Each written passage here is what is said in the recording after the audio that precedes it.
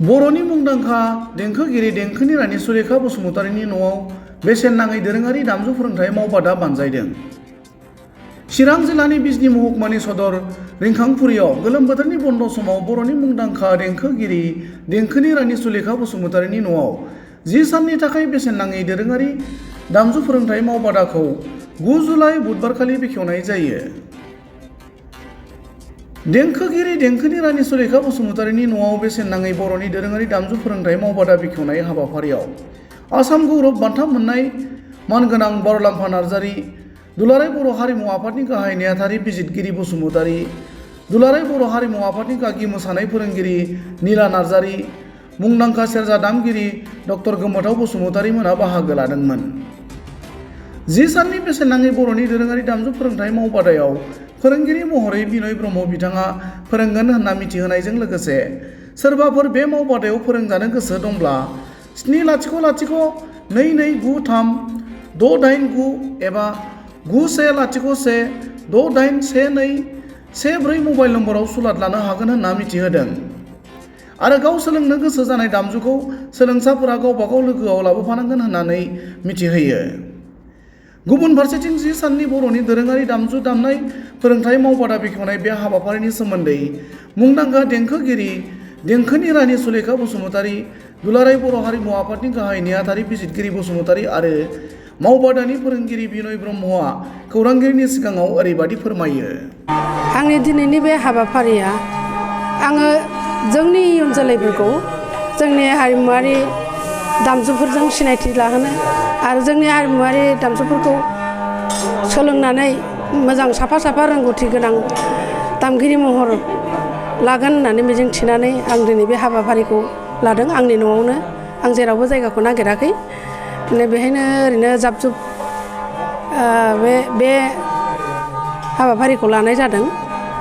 आं दिनै बेवहाय जोंनिनो रोंगौथि गोनां आसाम गौरब मानगोनां बार'लाम्फा नार्जारी, दुलाराय बर' हारिमु आफादनि नेहाथारि बिजितगिरि बसुमतारी आरो जोंहा गासैबो दामनाय देनायाव आरो रोजाबनायावबो आखा फाखा डक्टर गोमोथाव बसुमतारी बिथांमोनखौ आं हांख्रायनानै लाबोदों। लोगोसे जोंहा दुलाराय बर' हारिमु आफादनि डेन्स इन्सट्राक्टर नीला बसुमतारी आरो बिथांनि फिसाय आरो बिजितगिरि बसुमतारीनि मिसेस माइनाव बसुमतारी बिथांमोना आंनो बे हाबाफारिखौ फैनानै जोबोद मोजाङै मोनसे बिबुंथि लाखिनायखाय आं जोबोद गोजोननाय मोनदों। आं सानदोंमोन आंनि दिनैनि बे आं जे मावबादा लादों 10 दिननि बे मावबादाया जोबोद जाफुंसार जाबाय। आंनि गोसोजों साननाय आरो बे बिथांमोना नुजानानै आंखौ एसेबाबो थुलुंगा होदों आरो आंबो दिनै बेबायदिनो जोंनि बे दा बेहाय नुजाफैनाय सोलोंसाफोरखौ मोजाङै सोलोंथों होननानै थुलुंगा होनो सानदों। गासिबो आयदाखौनो आङो फोरोंजोबनो हायाखैबाबो सेरजा, सिफुं आरो खामनि सोलोंथाइखौल' जों दिनैनिफ्राय जागायजेननो लादों। दा साबैसेखौथ' आं दा सानस्लाबाखै, बधय 20 जनसो जागोनदां, 20सो फैदों। आं बेहाय फिस लानायनिबो खालामाखै, फ्रिमोन आरो फिस लायाखै, फ्रि फोरोंनायनि फ्रि कर्समोन आरो आंनि थांखिया बेनोमोन जे बयबो दिनै बेनिफ्राय सोलोंनानै न'फ्राव मोजाङै सोलोंबाय थागोन आरो इयुनाव साफा राफोद दामगिरि महर लानो हागोन, मोजाङै रोंगौथि गोनां साफा सुबुं सम्पद जोंनि बर' हारियाव उजिगोन होननानै आं मिजिंथिदों आरो। दिनै नैबे बिजनी नोगोराव थानाय जे रिंखांफुरि गामि आरो बे रिंखांफुरि गामियावनो बर'नि गागि देंखोगिरि बयजोंबो मिथिजानाय आब' सुलेखा बसुमतारीनि न'आव आरो बे हाबाफारिखौ आब' सुलेखा बसुमतारीया गावनो बानजायदों जे बर'नि दोरोङारि दामजु खाम, सेरजा, सिफुं बे दामजुनि सायाव 10 सान जे मावबादा बिथाङा गावनो बानजायनानै दिनै 9 थारिख जुलाइनिफ्राय जागायनानै 10 सान मावबादाखौ लानाय जादों आरो बे मावबादाखौ दिनै फोरोंग्रा हिसाबै जोंहा बिनय ब्रह्म बिथांखौ लाबोनाय जादों आरो जों दिनै बुंनांगोन जे आबु सुलेखा बसुमतारिया गावनि जे नाजानायजों एबा गावनि बानजायनायजोंनो जे बर'नि दोरोङारि दामजु बेनि मावबादाखौ लादों। खोब आङो बिथांनिसिम रोजा रोजा साबायखरखौ बावग्रोदों। दिनै जोङो गोलोम बोथोरनि बन्द'आव जोंनि फरायसा फरायसुलि बिथांमोनहा जे ओरैनो थास्लायस्लाय जे बर'नि जे हारिमुनि जे दामजु बेखौ गथ'फोरनो बा इयुन जोलैनो फोरोंलांनो थाखाय बिथाङा मावबादाखौ लादों आरो बेवहाय गोबां जोंनि फरायसुला फरायसुलि बिथांमोनहा बाहागो लाफैदों। बर'नि हारिमुनि दामजु खाम सेरजा सिफुं बेखौ सोलोंनो थाखाय आसा खालामदों बिथांमोनहा मोजाङै सोलोंनानै इयुनाव बर' हारिमुखौ लाखिनायाव बर' हारिमुनि थाखाय खामानि मावनायाव बिथांमोनहा बयबो रोंगौसार जानानै इयुनाव गावनि जिउ दानायजों लोगोसे माहारिनि हारिमुखौ लाखिनायाव बिथांमोनहा जेब्लाबो जाफुंसार जाहैयो आं बेखौ मिजिंथिबाय।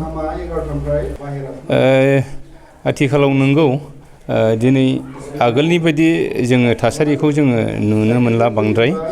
दिनै जोंनि थासारिया एसे आलादा जाबाय। बयबो बर' माहारिनि गेजेराव गावनि जे हारिमुखौ फोथांनानै लाखिनांगौनि थाखाय बयहाबो दायथ' दङ, बिबान दङ।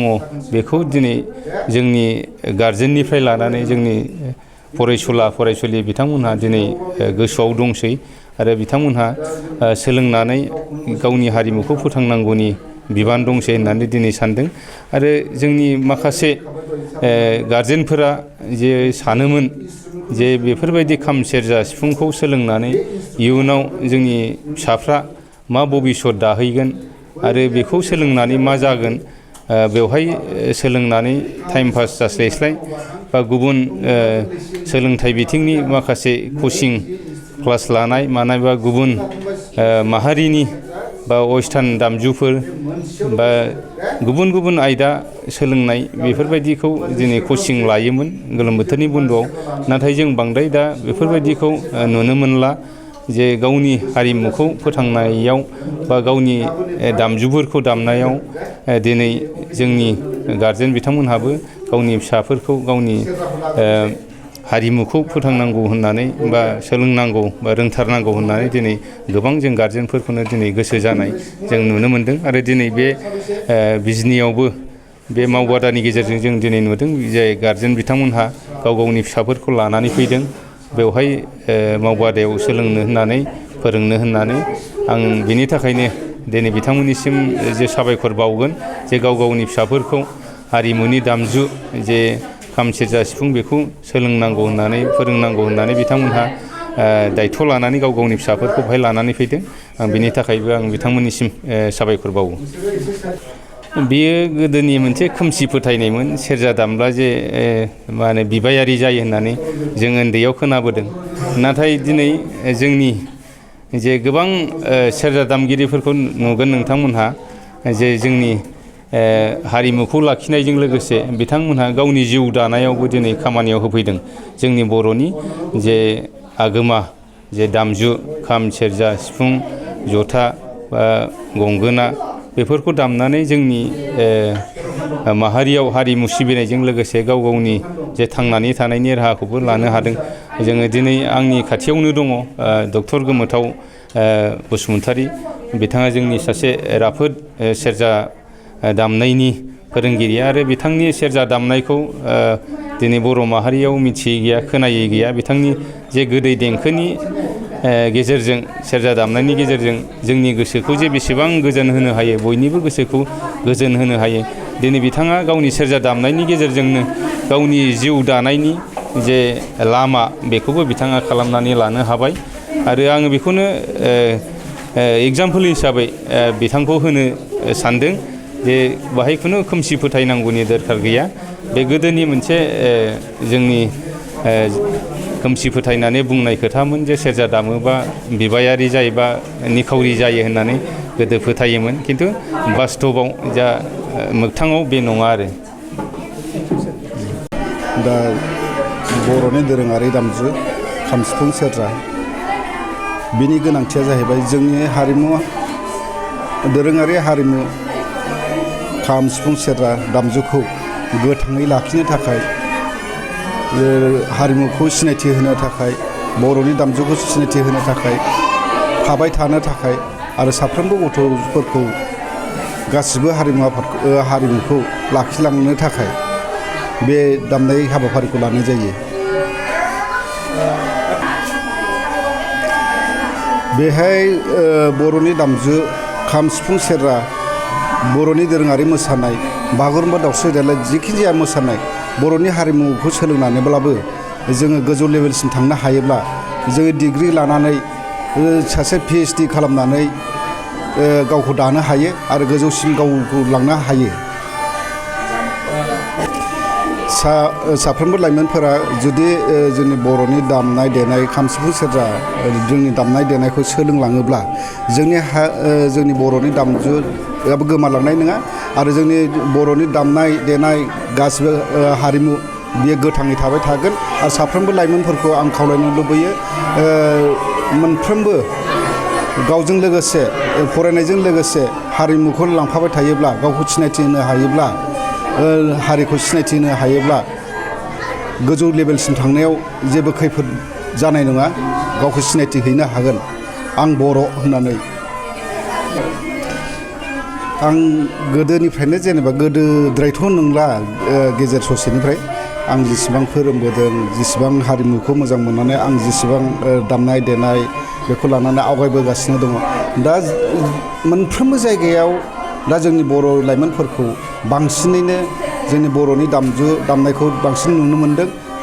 बिथांमोना दा एसे हमदांनो हादों जोंनि गावखौ गायसंनांगौब्ला हारिखौ गायसंनांगौब्ला जोंनि दोरोङारि दामजु दामनाय देनाय हारिमु खाम सिफुं सेरजा बेफोरखौ सिनायथि होनाया मोजां होननानै लाइमोनफोरा दा दामनो हमदों। बिजिनि ओनसोलाव जोंनि बिजिनि ओनसोलाव हारिमुनि थासारिया जोबोद मोजां। आं गाज्रि होना जोबोद मोजां।